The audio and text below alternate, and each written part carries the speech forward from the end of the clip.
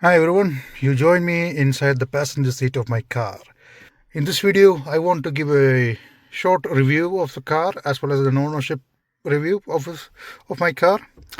So, just a quick background of this car. I got it back in August 16th of 2024, last year. I've done about 3,750 kilometers. There you see, 3,750, 49 kilometers or whatever. It is not much, but it's a car that is secondary for me. So primarily I have a scooter that you can see just outside. That has done about 11,000 kilometers in 2 years. So there you go. And my commute is only about 20 kilometers. And as for my long trips, I've done, I think, 2 or 3, maybe 4 at most. So, what is this car? This is a 2024 Suzuki Baleno. This is a Zeta variant, which is the one below the top variant. The top variant is Alpha. It has bigger screen, cruise control, and bits of good to have extra, like a 360 cam and a heads-up display. But this variant, the Zeta variant, it has everything you need. It has 6 airbags. I believe the Baleno should have 6 airbags standard from now, because Glancer just got 6 airbags as standard. Today is, I think, 12th of July, I think, the date. I'm not 100% sure.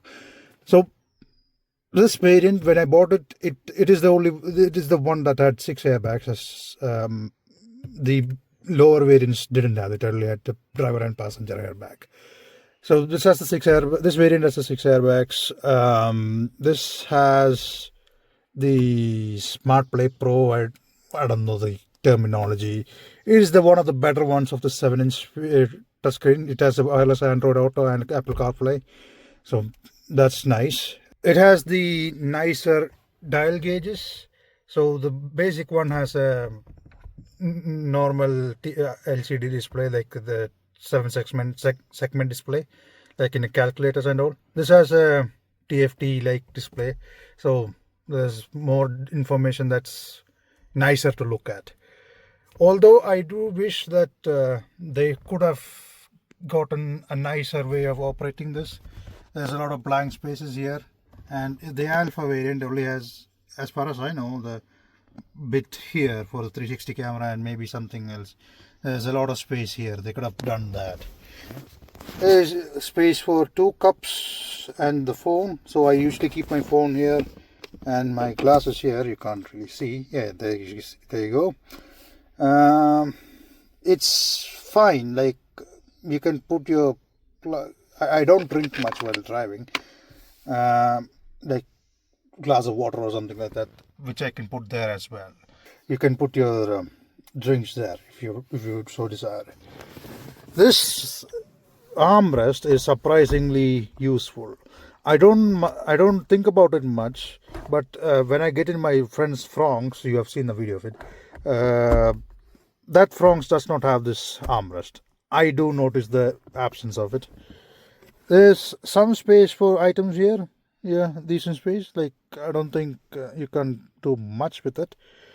Here's the glove box. There is a light inside this, which is a bit surprising. To be honest, there's not much space inside this glove box.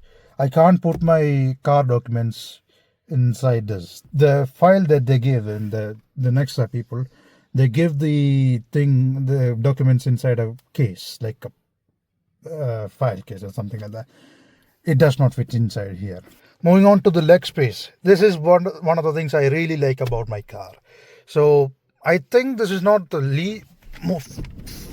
So this is the backmost position. I can stretch out my legs, and there is my left leg is interfering with the footwell, the arch. But as you can see, I can stretch out my legs at the backmost position. So this is something that is a bit of a luxury in other cars. So I drove my friend's Nexon, and I am cramped inside that car. Even at the backmost position, my knee hits the steering wheel, and this center console is thicker, so there's not much place I can move my legs around. So this is one of the biggest benefits I've seen in my car, the interior space in such a small compact size. Like, it's a sub 4 meter car, so that is one of the biggest plus points I've seen.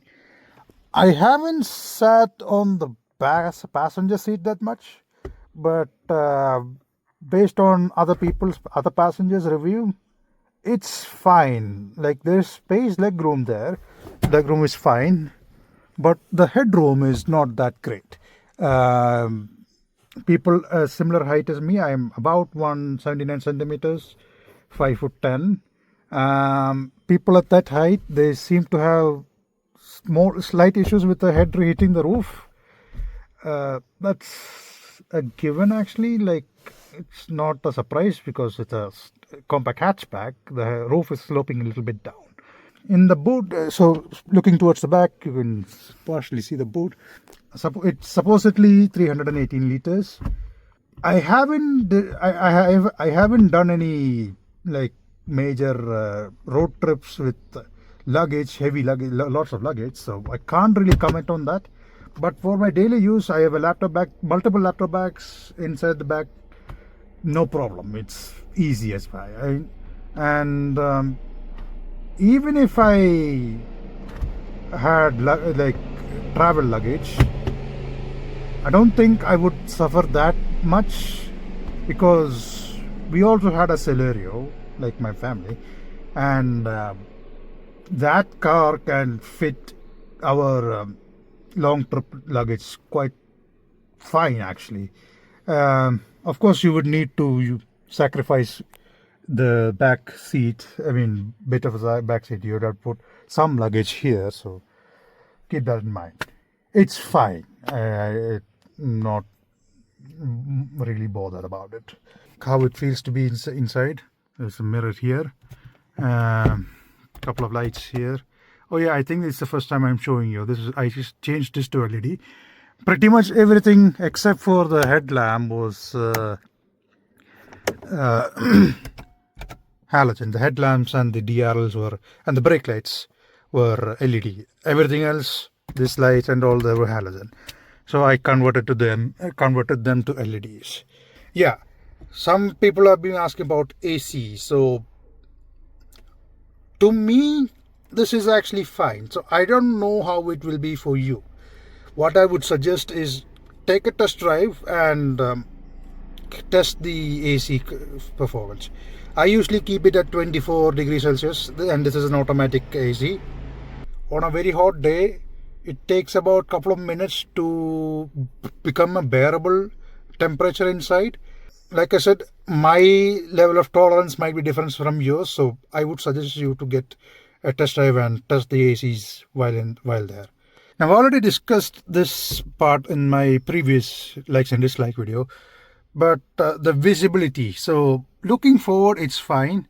This mirror is a bit on the lower side. You can see it's just my finger's length between the visibility box area, I mean height wise, but it's fine. So like looking towards the side, it's fine. I have this mirror bubble thing. It helps a bit with positioning a car the bit better while reversing or merging lanes. Looking forward, it's fine, but looking towards the back, the rope slopes down, and the area where you can see is also slightly on the lower side, especially with the back headrests pushed up. So it's usable. It's not absolutely terrible, but it's fine. If you want more visibility, I guess you could go with something like Kia Ceros. That is like basically you have a 360-degree view around the car. Now coming towards the driving experience. So underneath in the car, it has the 1.2 liter K12 engine. Lovely engine, inline 4-cylinder, so not much of a vibration issue or anything like that. I mean, it does have vibration, but every car has vibration. But it's fine compared to a three-cylinder, my friend's Nexon, that is surprisingly loud. So, for example, if he comes through the lane, I mean, towards my house, I could hear from some distance away that he is coming. So that's how loud that Nexon is. But this car is silent. Like, you can't hear it while it's idling. I've gotten used to the thing idling and also I could hear it, but to an inexperienced ear, you could basically say this car is silent. The engine, since it's a naturally aspirated car, so there is some benefits and drawbacks to having a naturally aspirated car. The response is good. Like, it could be better. I think a stage one like remap of the car should. I can't really blame the car because the car is under emission laws, everything like that. So it has its restrictions. If you do some stage one tune or something like that, just the base level thing, I think it will iron out all the inconsistencies, the jerk, maybe the unevenness or something like that. Engine wise, it's absolutely fine. Compared to the turbocharged, it's slower, obviously. So you will have to rely on momentum if you want to keep with them. Coming next to the transmission, this is the AMT transmission. This is the cost-effective, let's just say, method for doing an automatic transmission. It's fine. So there's only two pedals. No need to worry about the clutch. It's fine. So how I would summarize how this car would feel is that imagine you just learned how to drive a manual. You learned how to drive it without stalling anywhere. You do get the cars to shift, but you haven't mastered how to do it smoothly. That's the best way I think I would summarize this transmission. So obviously the CVT or dual clutch or torque converter transmission would feel much better than this transmission, but this does. I'm not going to discount this just because the lack of smoothness. The convenience it offers is very, very good. I've had nasty traffic blocks. I would have, I don't know, committed some kind of heinous crimes to someone because of the madness they're driving me because of their incompetency of driving. But this kept me sane. It's the best way to put it. Ergonomics, everything is within reach. You have the media controls here. This is touchscreen, and there's no physical buttons to control that. No physical knobs to turn the volume or change the tuning. But this actually serves a very, very good purpose. So I'm not complaining about that. There's a button for calls, accepting calls, rejecting calls, voice assistance. The AC controls are physical. This is the fan speed, temperature, inner circulation, AC, turn it off completely, auto climate control, front defogger, rear defogger, change where the air should blow, and these are the air vents. Like I said, it's fine. The AC climate control is fine. Now coming towards the ownership experience of this car. So on road, this car was 10,50,000, 60,000, somewhere around that. Keep in mind, this is on road price of Kerala, Kochi. It will be definitely different for other states. I have had people ask me why the cost is so much more. That's the reason. The road taxes here is very high, 20% or something like that. Ridiculous price. And absolute dog shit roads. That's another thing. Consumables cost, as of now, only consumable air filter. I don't think I had to change the air filters or anything like that. I quite don't remember. If I didn't make any mistakes, I'll just mention it in the comment section below. You can check that if for any corrections or anything like that. First service was at 500 kilometers or somewhere around that. They just did a general checkup, zero cost, nothing I had to pay. I just went in, gave it the thing, took it back. Nothing, no expenses at all. Second service, same. I think at that point at the second service, they checked the wheel alignment, but still no cost. third service, I'm yet to do the third service, but my friend with the France, he did the third service last month. They changed the oil. So the oil was about 3 to 4,000 rupees. Other bits and pieces, like I haven't had any issues with it. There was one scary moment where a stone or something got stuck between the brake calipers and it had a lot of noise. It was very loud. But that is human error. I resolved it. The showroom, I called my point of contact at my showroom. He said that he himself assured that it is only just this much, like probably a stone chip and all. And I contacted my friend, mechanic friends. They also confirmed that it was just that. So that is not an issue at all. It was just a human factor. Other than that, no issues at all. Like car one's absolutely fine. There is no missing steps or anything like that. Yeah, that's fine. It's absolutely fine. I'm happy with it. Do I regret getting this car? No. Like small regret is there. I wish I would have gotten the Alpha instead of the Zeta. Maybe I would have. This bezel bit bugs me a little bit, so I covered it with Harit Nova's stickers to lessen it a little bit. I do not have the cruise control.